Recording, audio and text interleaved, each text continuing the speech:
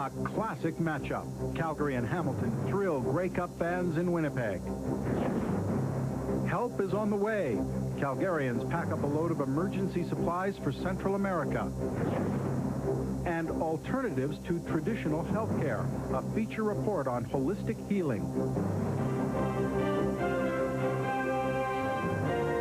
CFCN News with Tony Todd.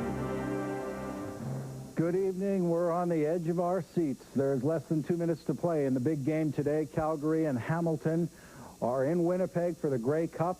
Hamilton's ahead by 2 points. Calgarians everywhere are glued to their television sets. And in the middle of them all right now is Bill Marks joining us live from Nick's Steakhouse. I can only ask you one question. They must be going nuts out there. Tony, I'm here live at Nick's Steakhouse and Restaurant in the shadow of McMahon Stadium. Now, this is the official, unofficial watering hole for the Calgary Stampeders and their fans.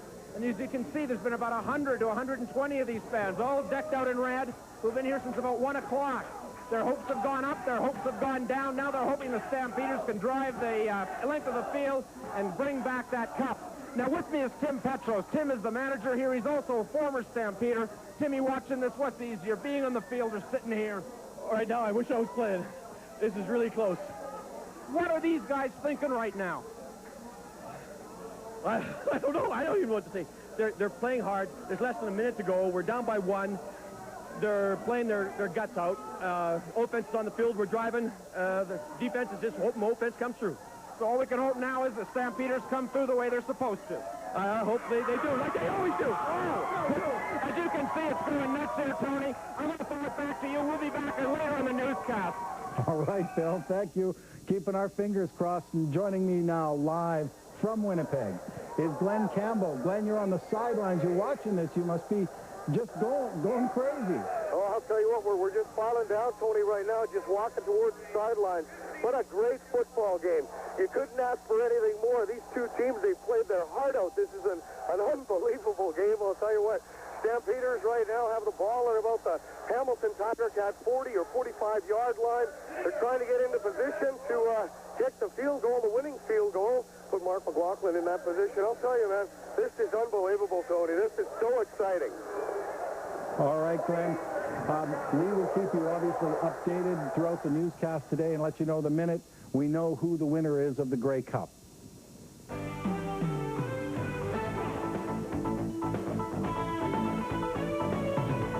Chase in the CFCN Weather Center. Just a beautiful day in southern Alberta. Temperatures at seasonal or above here in the city. We were well above what we normally expect for this time of year. Looking to the northwest and anywhere, just partly cloudy skies over the city. And once again, a precipitation-free evening. A temperature of 3 degrees. Our low tonight, -6, and tomorrow 6 degrees. But then there could be a big change ahead for Tuesday, but it will be short-lived, Tony. One man is fighting for his life tonight after a stabbing in downtown Calgary. Police say 2 people were stabbed shortly after 1 a.m. at the Cecil Hotel on 4th Avenue Southeast. 27-year-old Laura Quandebens now faces several charges, including aggravated assault. One victim was treated for minor injuries at the scene. Meanwhile, 22-year-old Stephen Milley is listed in critical condition from the stab wounds. A man from Brooks has been charged in connection with the death of his own brother. 34-year-old Colin Osborne is facing a charge of second-degree murder. His brother, 37-year-old Mark Osborne, died yesterday after the two were involved in a fight. An autopsy will take place tomorrow to determine the cause of death. Police have turned to British Columbia in their search for 5 escaped prisoners from the Drumheller Institution. One of the men, of course, is Andrew Yazalowski, who was behind the wheel of a stolen car that ran down and killed Constable Richard Sonnenberg in 1993. RCMP say the escapees are now wanted in connection with a robbery at a liquor store in Coquitlam, BC last night. A Jeep reported stolen here in Alberta was spotted in the Coquitlam area. A group of Calgarians completed the last step of a major relief effort today. They're sending a huge crate of supplies to the victims of Hurricane Mitch. The crate was loaded up today at the Spanish Catholic Church on Edmonton Trail. About 400 Calgary families are involved. They're all former residents of Central America, the area hardest hit by the devastating hurricane. The families have spearheaded the relief effort, but they say they've also received many donations from across Alberta. one beautiful donation I remember right now. I received a package from Bow Island by mail, and I said, I don't know anyone in Bow Island. I opened it up, and I discovered a beautiful kit for a baby girl. All the stuff, dress, a comb, little shoes, everything. It was beautiful. Even people from there, by mail, they were sending us. Hurricane Mitch killed at least 11,000 people, and disease could kill thousands more. We're going to take our first break on the CFCN Weekend News. Still to come this hour, and keep you up to date on the Grey Cup. But first, learning how a growing number of people in Lethbridge are turning to holistic health. We'll also show you how Alberta has helped reestablish the elk population in northeastern Ontario. And our top story, Jean Charest does the unexpected to try and win more support in the Quebec election. It was hard. Welcome back. The Grey Cup 98 has just ended in Winnipeg. A perfect ending for Stampeder fans today. The Calgary Stampeders beat the Hamilton Tiger Cats 26-24. Reporter Bill Marks joins us now live from Nick's Steakhouse in Northwest Calgary. Bill, I take it they're celebrating.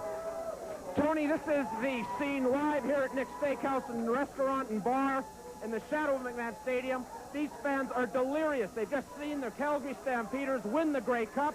The Grey Cup's coming out in the field. These fans can't get enough of this. Excuse me, what did you think of that finish today, man? It was great. You ever seen a finish like that in a game? Not so far, no. How about yourself, sir? What did you think about that game? Excellent. It was superb. One of the best games you've ever seen? Yeah, excellent. What do you think? Going out tonight to see the Stampeders come home? Possibly. We'll go to the airport maybe and see when them land. A lot of people in here had a lot of good times down here this afternoon. Oh, it's been incredible. It went up and it went down. The Stamps were behind. The Stamps were winning. Came down right to the end, but we came through. So that's about the story from here at Nick's. As you can see, the fans here are still going crazy.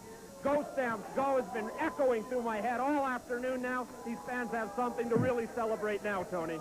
All right, thank you. Once again, Bill Marks, reporting live from Nick's, where the Grey Cup celebrations are happening all over right now. You're watching CFCN News. Quebec Liberal leader Jean Charest has reduced his election campaign to just one issue, the referendum. He's doing it in the face of a poll that suggests 70% of Quebecers do not want another vote on separation.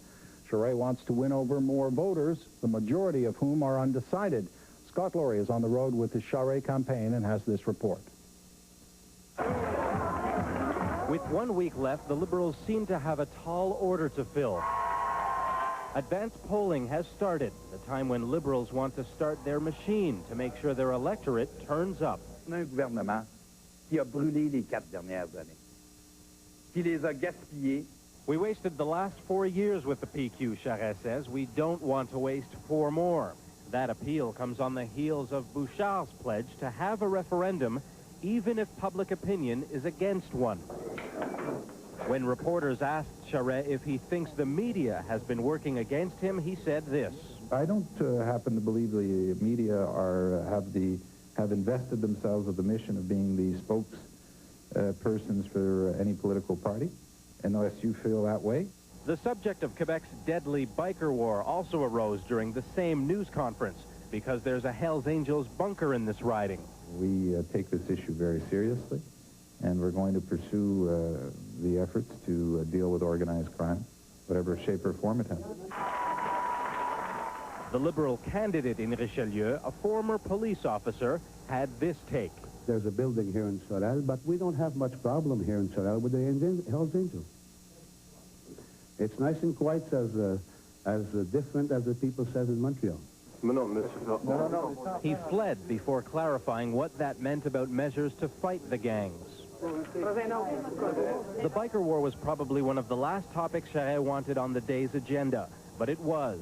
Explaining how his party would deal with it if it was governing is probably not exactly the kind of groundwork Charest is pressing for. Quebec voters also cast their ballots in advance polls today. Some visitors from Alberta have been in northeastern Ontario for almost a year, and now they finally seem to be settling in. You see, they're elk, and they were sent to Ontario when the population in that province was nearly wiped out by hunting and the destruction of habitat. They were trucked in last winter, and Alan Black has been following their progress. Even from the air, you can see their power and grace. 40 Alberta elk were released from this holding pen near Killarney last March. 7 months later, 35 are still alive. The 5 animals that died never recovered from injuries sustained during the strenuous 4-day trip from Elk Island National Park in Alberta. We're actually pretty pleased. The animals have done quite well since we've released them. The Alberta elk have been fitted with radio collars. From both the air and ground, biologists use receivers to pinpoint their movements. Automatic cameras have also been a great assistance in the monitoring process. Every time an elk gets close to one of these salt licks, its picture is taken.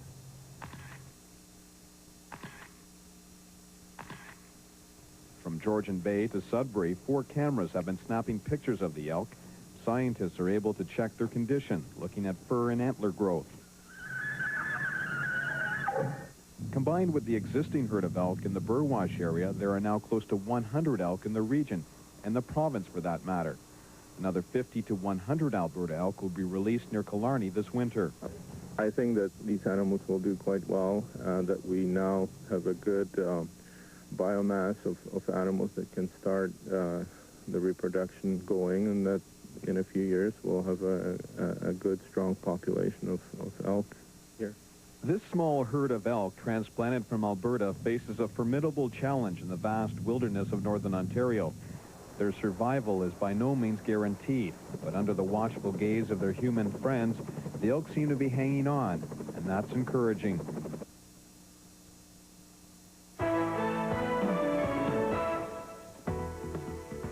Tensions in the Middle East continue to build today. 1 week after backing down, Iraq is again refusing to cooperate with UN weapons inspections. Morton Dean of ABC News is in Baghdad with this report.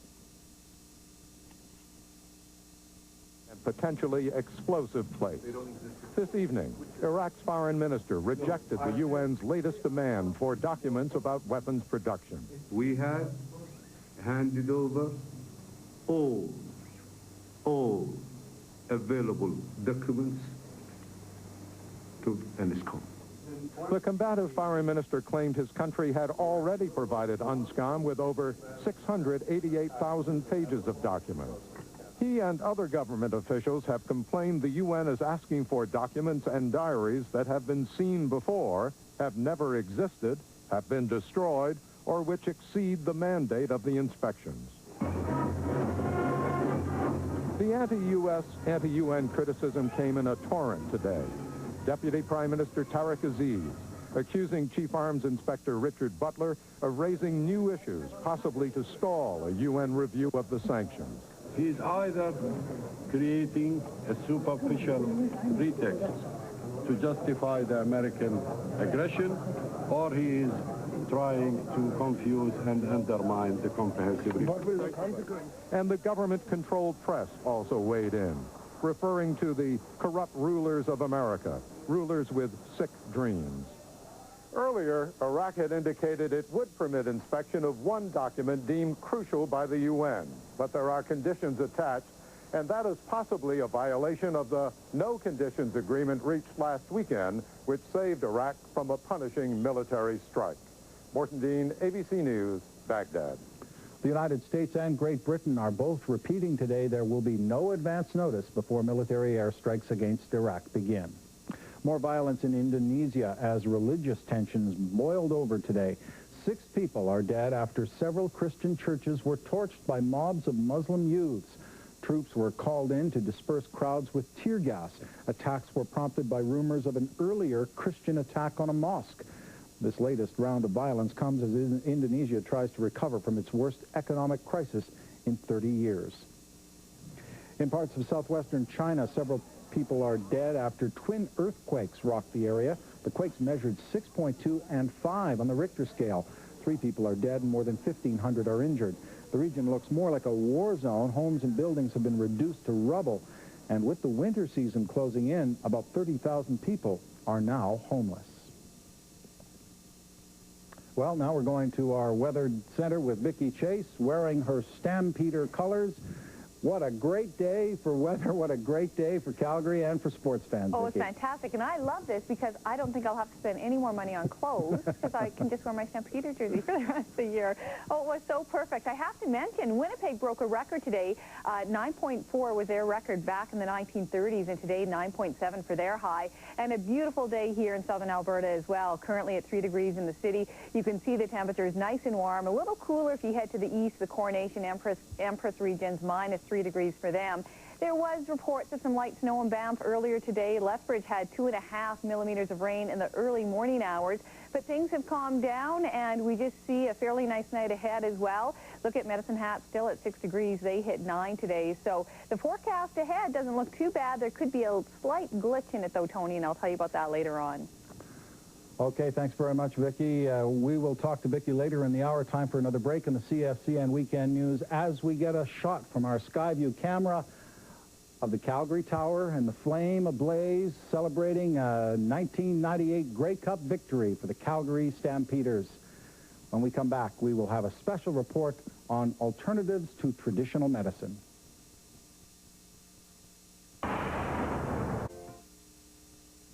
You're watching CFCN News. Friends and family of Clayton McGlowan rallied downtown this week to protest the Young Offenders Act.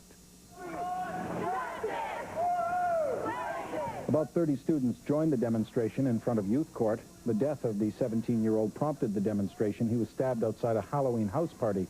A 15-year-old and a 17-year-old are charged.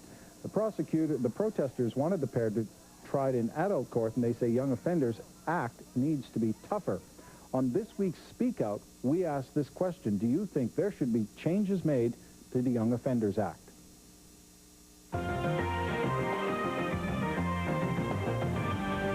They need to make them a little stricter so that it's not so easy for these guys to recommit crimes over and over again. I really believe that we do. I think that's too lenient on some of the acts that these kids commit.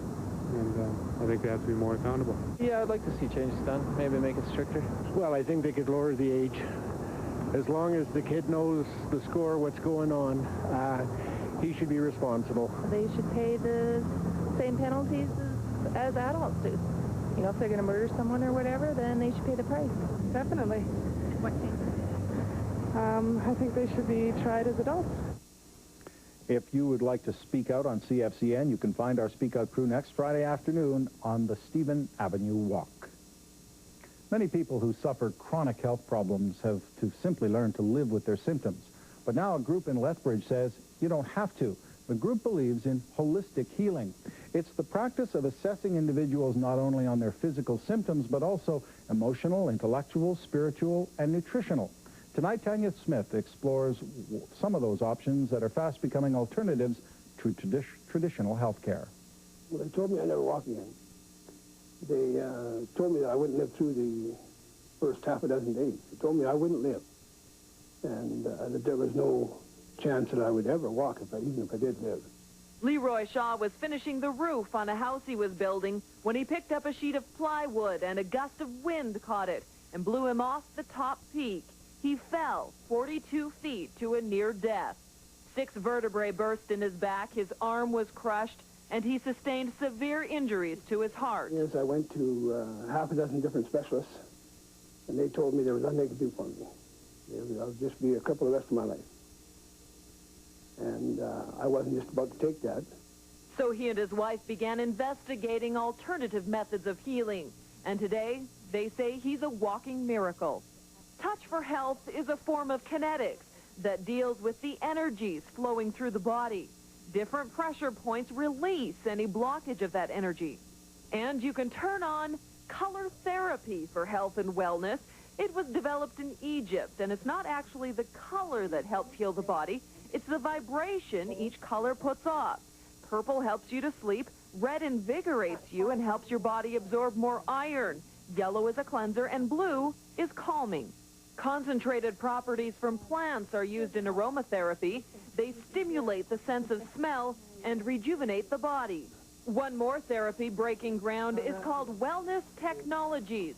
It's a computer system that reads through the body's electromagnetic system, and it analyzes the nutrient and mineral levels in your body. Right now, people are taking a lot of vitamins and minerals and things and trying to build up their bodies. But basically, they're shooting in the dark because they don't really know what they're building up. They just know they want to build up. By getting strapped into the system, which uses the same technology as the MRI, the readings give indications where the body is low on nutrients. You could definitely use more calcium and potassium in your body.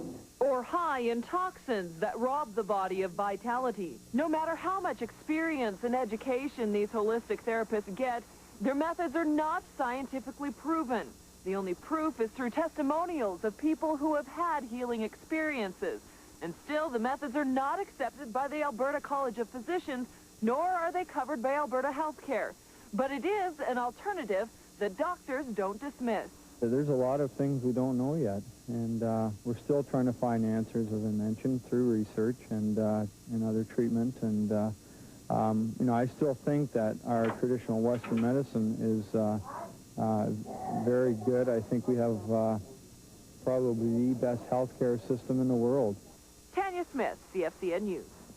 What a great weekend in southern Alberta. I took the opportunity to put up my Christmas lights today. Good for you. Well, if you did it today, then you must have waited till after the noon hour, After the right? wind. Yeah, the wind started to die down in the afternoon, so good for you, Tony.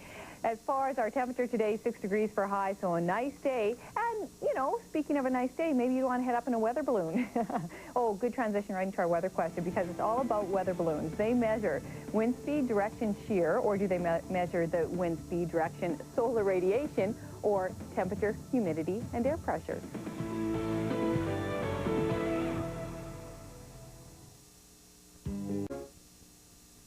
You're watching the CFCN Weekend News. Coming up in the next half hour, more Grey Cup fever. We'll have all the highlights from Winnipeg.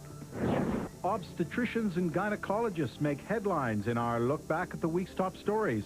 We'll have Week in Review. And we'll show you how a particularly vicious form of self-defense is becoming the newest workout sensation in the U.S. CFCN Weather Report, brought to you by Norwalk, the furniture idea. You dream it, we build it. Perfect night to be celebrating the Grey Cup and, of course, the Stampeders Grey Cup champions. Let's take a look at the flame downtown, and we see it burning so brightly. Not a bad evening if you have plans to head home, obviously. If you're taking that taxi cab, you won't have any problems slipping and sliding around on the roads. As far as conditions around the city right now, quite a variance. We have 3 degrees at Coach Hill, 2 at Springbank, and then 0 at at the zoo, and 2 at Heritage Park, 2 at the airport, and the winds are out of the west at 17 kilometers per hour, 3 in Lethbridge. The winds gusting there out of the west as well.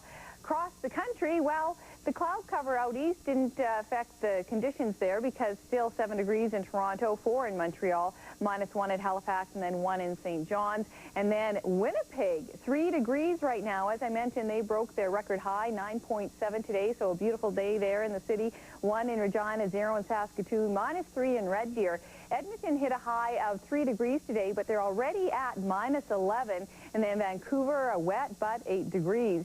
And speaking of wet conditions, rain continues out on the coast, but Vancouver was 8, and then Victoria, the warm spot, at 11 degrees. And once again, up in the Northwest Territories, Eureka at -31 for the cold spot.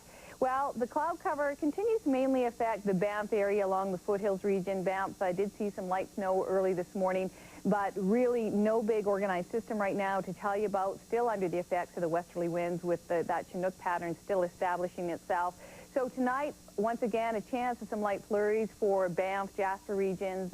Southeastern BC could see some light flurries mixed in with some shower activity. Medicine Hat, there's a chance of some light flurries there. The big thing is tomorrow we have a system developing off of the coast. This one is really hard to get a handle on. It is developing as we speak, and depending on what it does, it could really turn things around on Tuesday. At this point, what we anticipate to happen, tomorrow morning the winds will shift from the west to the south. By the afternoon, they will be out of the southeast. Our temperature tomorrow will be similar to what we have today. The big thing is on Tuesday, as this system develops, and depending where it heads, to the north or to the south, Tuesday we could see the temperature take quite a dive and cool us off. But then again, depending how that develops, we could kind of hold our own.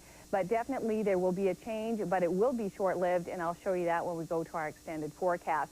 The provincial forecast up to the north, -9 for a low tonight, -3 for a high tomorrow. And then Edmonton and Red Deer will see -10 tonight, sunny skies tomorrow, and 3 degrees. Lethbridge and Medicine Hat, once again, Medicine Hat, just a slight chance of some flurries this evening, -2 and then 7 tomorrow. The Mountain Parks, a chance of some light flurries for this evening, -6 and 0.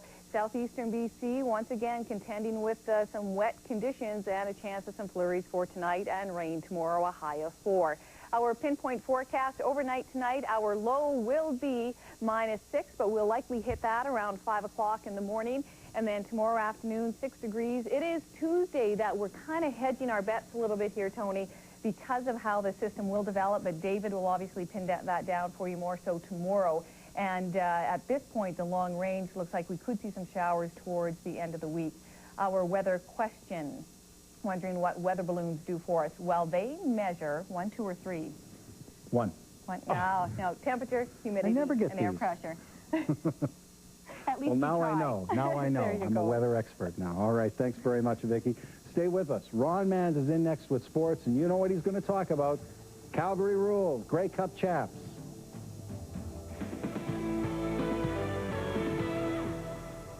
Whatever you can imagine in a new home, whatever your dreams, McKee Homes of Airdrie delivers. At McKee Homes, we've built our success on a foundation of quality craftsmanship and unsurpassed customer service. Living in Airdrie offers your family all the amenities and charm of small-town living right next door to the big city. And with larger lots for your money, that's value you can take to the bank. Let our family take care of yours. McKee Homes of Airdrie. Visit our show homes today. Walk over there and I'll take a picture. Introducing the incredible power of new Duracell Ultra. That's lovely, Julian. That's lovely. Wait a minute. By the statue. Now cameras get faster flashes, up to 100 more pictures. That's it. Lovely. Let yourself go. New Duracell Ultra with a concentrated power force to give more life to your high-tech devices. Yes. Work it. Work it. New Duracell Ultra.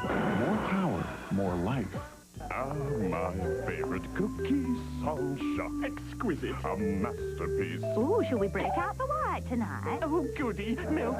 Perfect with anything. Even nuts like you two. Milk. Anything goes. Every day. I worried about not sleeping. And then I worried about how I'd feel in the morning if I took something. So I asked my pharmacist, and he said, don't worry, you can take Nitol. Nitol, the sleep aid pharmacists recommend most. Well, my pharmacist was right. I woke up feeling rested. Now, do I have everything? Paper plates and napkins right here, candles, Christmas music, gifts are wrapped. That's it. And I did it on budget. I really got my act together this year. I don't think there's one thing that I've forgotten. Coming! You have enough on your mind during the holidays. That's why Zellers has unforgettably great prices on the things he'll use the most. Even skirts. Priceless gifts that cost close to nothing. Good idea. Plus, listen up, moms. I have a big surprise announcement. I'm so excited. Excited. Next open. Monday at 4, then at 5 and 6. When I couldn't even button my own buttons, I started to cry. It's a disease with no cure, but if this theory works, it could slow the progression of Alzheimer's. That's a great hope for everyone. Life Watch, Monday at 5 and 6 on CFCN News.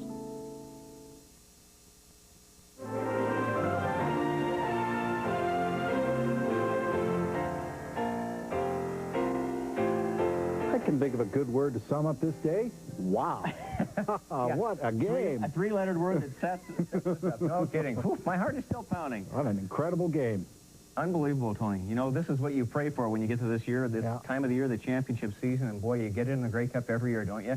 The 86 Cup test of the Calgary Stampeders medal in every way, and you talk about thrills and chills to the dying end. This game had excitement and tension right to the final play of the game, and Mark McLaughlin came through with the winning field goal to send the Stampeders and all their fans into delirium in Winnipeg Stadium. Jeff Garcia hooked up with Vince Danielson for 31 yards in the early going, and boy, everyone thought, oh, this is it. The Stamps are ready for this game today. He then hit Danielson again, who was in behind Justin Ring for a 25-yard pickup right here. And that sets up Kelvin Anderson's first touchdown of the game for Calgary. From 1 yard out, 10-3 to Stamps. The convert was blocked, though. Stamps' confidence took a big boost as Danny McManus looking for Ron Williams. It was picked off by Greg Frères, but this was called back because of an illegal contact penalty downfield, so a tough break early on. Ticats keep the ball with a break. McManus fires to Ronald Williams. He's behind Alondra Johnson. 38 yards later, it's a touchdown, 13-10. Tough news for the Tabbies right here. Lamar McGriggs ends up suffering a broken arm, and that was a tough break for their defense. Stamps try some razzle-dazzle. They fake the field goal. Kelvin Anderson, though, running before Dave Dickinson's pass arrives. It's in and out of his hand. Cats get the ball back. Osbaldiston, that is, kicks the field goal to make it 16-10 Hamilton at the half. Third quarter, Ticats razzle-dazzle of their own. The direct snap to Jared Smith. He gets 20 yards. They miss the field goal, and it's 17-10 Hamilton. Big hit. Darren Flutie nailed by Jack Kellogg. And Jeff Garcia keeps himself on the turnover. Calgary's in for their second TD, 18-17. Stamps within 1 point. Big turnover here. McManus goes to Ronald Williams. Picked off by Aldi Henry, the backup Canadian DB. His first ever CFL interception, and boy, was that a big one, because that set the tone for the rest of this game. Mark McLaughlin gets a pair of field goals. They're up 23-18. The Ticats still not done. McManus to Richie Amerson. He turns this into a 47-yard run before being pushed out of bounds on the 1 yard line. Talk about a hit of the game right there. Darryl Hall and Alondra Johnson colliding. Ron Williams, the 1 yard for the touchdown, makes it 24-23. Ticats 2-point convert. Coming up, this is the touchdown. And the 2-point convert was knocked down by Steve Anderson. So there's still time for the Stamps to come back. Garcia to Travis Moore. He kept the offense moving. An 80-yard drive. Garcia, the MVP, gets the Stamps into territory for a field goal. Mark McLaughlin, the final play of the game.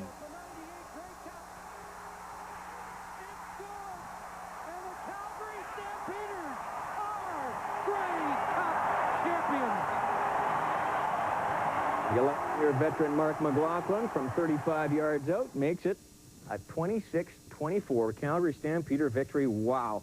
As Tony said, Stamps capping off the season with their 4th Grey Cup championship, second of the 90s, the last one coming back in 92.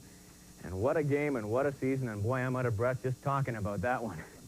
Oh, while Darren Flutie was front and center with the Ticats at Grey Cup today, his older brother Doug was on the hot seat in Buffalo, leading his Bills against Indianapolis.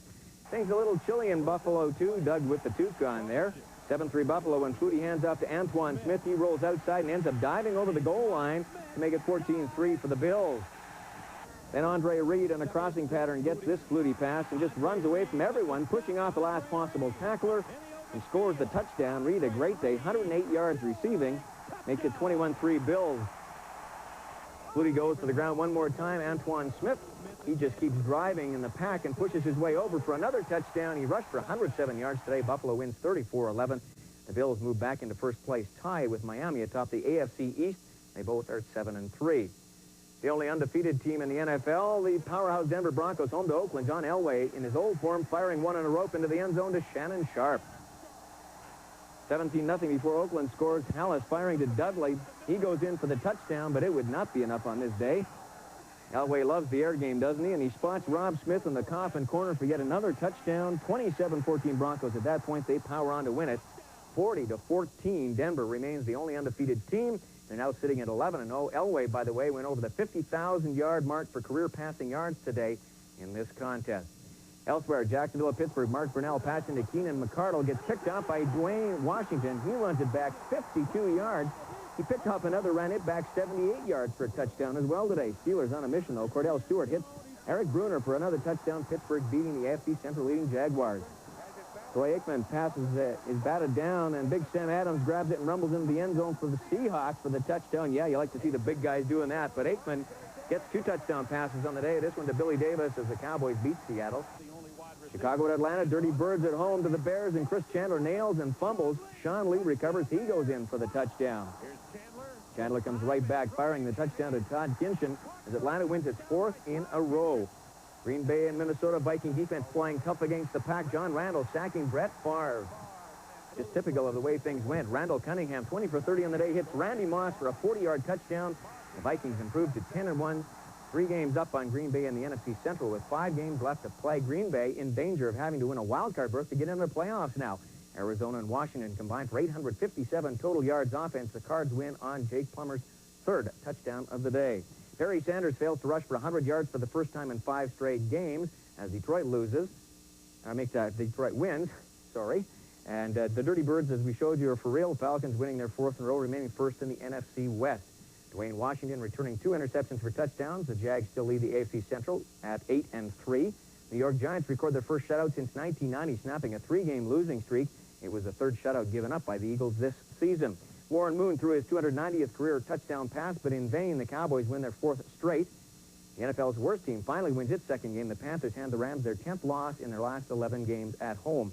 And what a shootout in San Diego today. The Chargers win by just a point, 75 in total in the contest between the two teams. Vinny Testaverde fires 2 touchdowns as the Jets win for the 5th time in 6 games, beating the Oilers.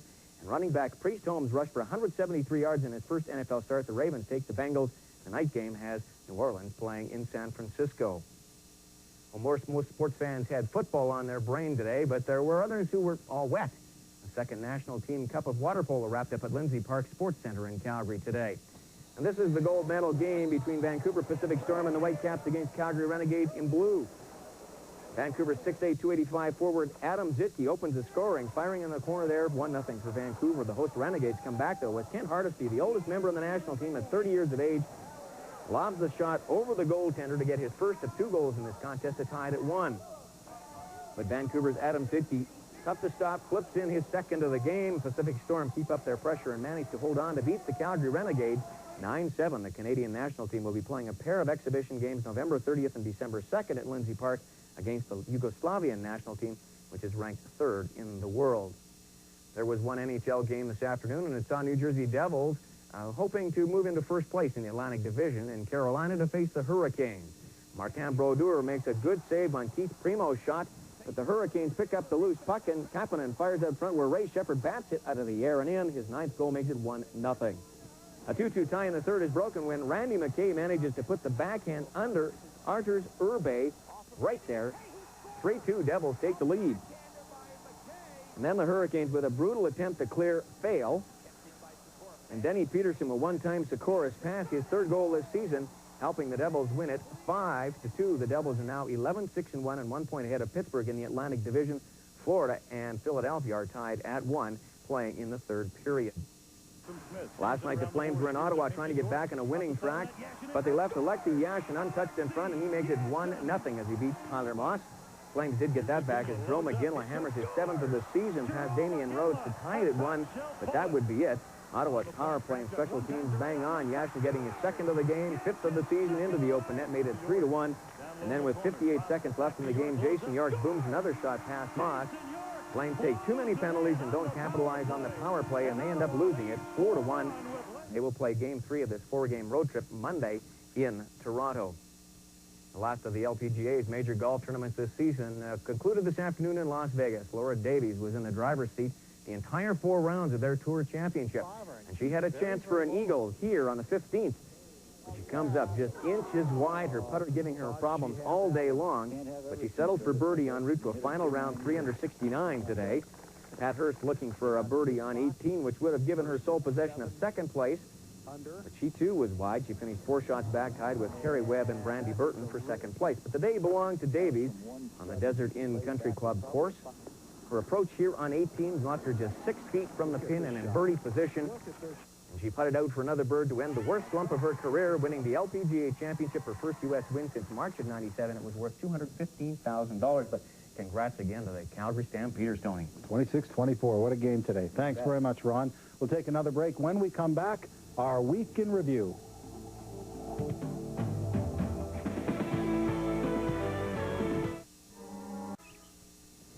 The search for the body of Michel Trudeau is called off.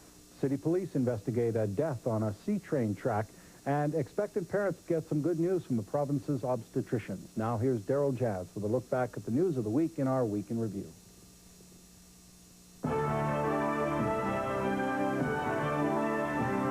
The dangers of the backcountry hit home for friends and family of a University of Calgary student this week. 18-year-old Susanna Donald died in an avalanche in Yoho National Park. She was hiking with 5 friends when the snow gave way. Donald was originally from Regina. On Monday, the search continued for the body of Michel Trudeau. Trudeau died when an avalanche swept him into Kokanee Lake in southeastern BC. RCMP were able to send in a helicopter to detonate the snow surrounding the lake so divers could try to retrieve the body. But the attempt failed, and later in the week, the search was called off indefinitely due to bad weather. Here in Calgary, investigators tried to figure out what caused a tragic death on the C-train tracks. Early Monday morning, police were called to the tunnel between Stampede Park and City Hall. A C-train driver reported hitting someone about midway through the tunnel. Police found the body of a man in his early 20s. Expectant parents got some good news Monday night. Obstetricians and gynecologists came to an agreement with the Alberta Medical Association at a meeting in Red Deer. Both sides agreed to work to resolve a 6-month fee dispute with the provincial government. The AMA agreed to approach the province for more money, and the obstetricians and gynecologists agreed to start taking new patients again. The AMA hopes to have government approval to put new funds in place by the new year. The Calgary Stampeders left for the Grey Cup in Winnipeg on Tuesday. The team's success on the field made for a successful season at the cash register as well. People lined up this week to get the latest Stampeder hats, shirts, and sweatsuits.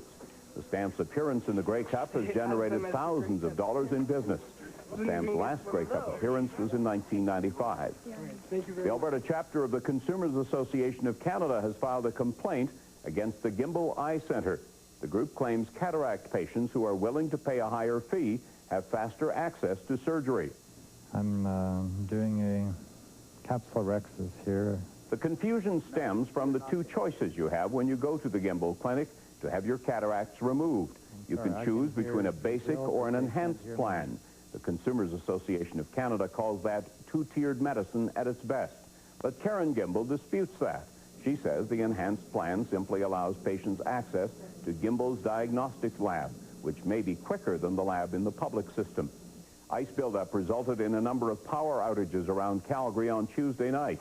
The weight of ice on power lines caused several conductors to break. That put 2,500 customers in the Vulcan, High River, and Claresholm districts in the dark. TransAlta says this was likely the first of many weather-related incidents that will occur this winter. The search for a missing hunter ended tragically this week. A 69-year-old man from Surrey, BC, was separated from his friends while hunting near Nanton. Wednesday morning, RCMP found the man's body in a field about 15 kilometers southwest of the town. The Mounties say the death is under investigation, but foul play is not suspected. City police investigated a strange death at the Road King truck stop this week. Police were called to the scene at 11 o'clock Wednesday night. They found a 39-year-old man lying in a pool of blood. It appears a tractor-trailer may have dragged the man along Barlow Trail before stopping at the truck stop. On Thursday, we learned the results of the 2010 Olympic bid presentation will be held back. The Canadian Olympic Association says it will delay the announcement until after the Quebec election. Calgary, Vancouver, and Quebec City are all vying for the right to make the Canadian bid for the 2010 Games. The winner was to be announced Saturday, but the COA says it doesn't want the announcement to be a factor in the November 30th Quebec election. Ballots from the vote will be sealed until December 1st.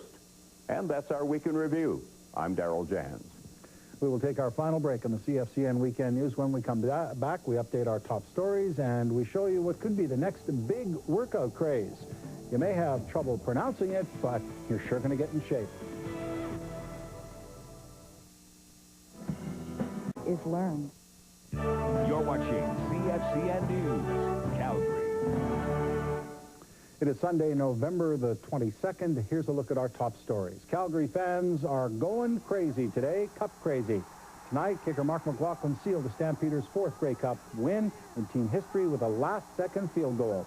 The Stamps came from behind to beat Hamilton Tiger Cats 26-24. A major Calgary relief effort is now into its final stage. Emergency supplies are en route to victims of Hurricane Mitch in Central America. A local church wrapped up weeks of collecting donations this afternoon. Many of the organizers are themselves from Central America. And a standoff in the Middle East is again heating up. Baghdad is refusing to fully cooperate with UN weapons inspectors. Meanwhile, the U.S. says it's ready to strike if Iraq does not fall into line. In a city where appearances are everything, Los Angeles is once again setting a trend when it comes to health and fitness. Judy Muller of ABC News has more in this report. This may look like group therapy for paranoids, but it's actually the latest craze in physical fitness. It's a self-defense system called Krav Maga. In Los Angeles, where you're a nobody if you're not a hard body, it's attracting everyone from attorneys to actors. It doubles as a rigorous workout. I've lost about 15 pounds. I feel energized. And a confidence builder. You would never, ever give up in any situation. They teach you to win in everything. The only rule is there are no rules. Krav Maga is a no-holds-barred, eye-gouging, hair-pulling technique that can only be simulated in the classroom. The body should be ready to give a headbutt, should be ready to give an elbow, should be ready to give a knee. Nothing stops in the fight. Krav Maga is a Hebrew term for contact combat. It was developed by the Israeli military. Unlike traditional martial arts, it has no ritualized or choreographed moves. They had to have a system that could be taught quickly, not ritualistic, just down and dirty for the street. It can be taught quickly because it's based on gut instinct. The instructors could take someone with no self-defense training and build on their natural reflexive moves. Eventually, the students gain the confidence to react quickly to threats. This movement has to be much faster than him pulling the trigger. So when I do this movement, I'm doing this in the snatching movement very fast with the body defense. Give me a gun. The technique is gaining popularity with police departments. The El Segundo police believe it's contributed to a reduction in charges of excessive force during arrests. It allows the officer the confidence to deal with a situation without having maybe to escalate to a higher level of force. Most of these students will never have to worry about using any level of force. Violent crime, after all, is down. But at least they'll be ready, whether it's a thug on the street or a bully on the playground. Good, now. Judy Muller, ABC News, Los Angeles.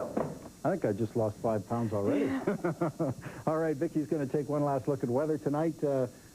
Looks nice for at least another day. Yeah, tomorrow we'll inch out another good one, Tony, but then Tuesday, it's this big system we're watching that's kind of tough to predict at this point. We could start the day Tuesday with 5 degrees and by the afternoon be in the minus temperatures, but like I said, David will have more on that tomorrow as it develops. The big thing, sunny skies tomorrow, 6 degrees. Also tonight, if you're wondering, probably around -2 or so around midnight when I think the team will be getting home. That's right. That's a big topic of discussion right now. The team's coming back from Winnipeg. What's the word? Where do fans go? Don't go to the airport. That's the first thing. They don't want you at the airport. No. If you want to go and celebrate the Stamps coming home, go to McMahon Stadium. They'll be taking the team to McMahon Stadium.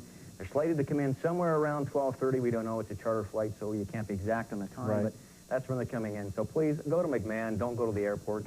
There's no chance you'll even get close to the players at the airport. They won't let you anywhere near them because they're coming into a restricted area, and then they're getting on buses and going to McMahon. Okay, so McMahon's where it's at. We'll be covering it. Ron will likely be there. And join us a little later this evening for news and sports at 11:30.